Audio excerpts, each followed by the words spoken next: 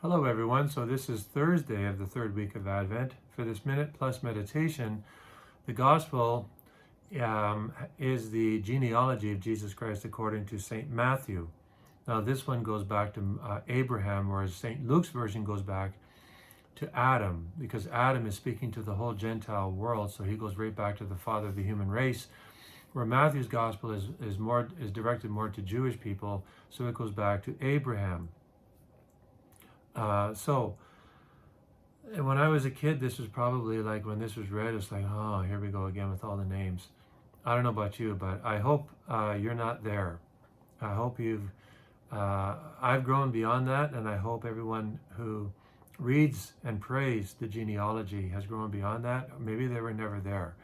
But it's really one of the most interesting and profound Gospels that's read at Mass, because every person's life is such an incredible history. When they're all strung together, you think, my God, only God could take all these people and start with a promise and finish with a promise. Because if 100 billion trillion things could have gone wrong from Abraham to the birth of Jesus Christ. Just go through the names. Some of these people were, sincerely righteous, but many of them were a mixed bag. And some of them, like David, the fact that he did what he did with Bathsheba never should have happened. Solomon should never have been born, but he was born. And God, who foresaw all things from eternity, continued to work his will through Solomon.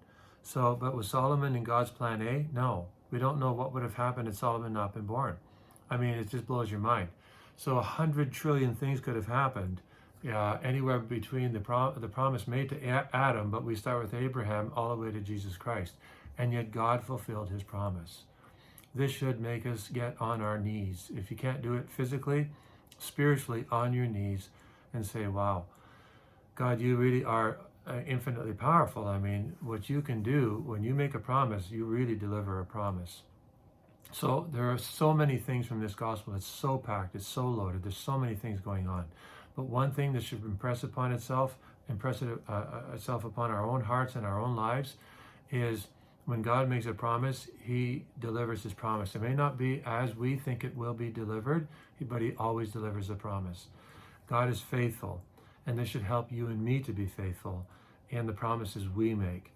So today, really ask the Lord to help you based on the strength and the encouragement that we get from his fidelity to help us be faithful men and women to the commitments we've made. God bless you.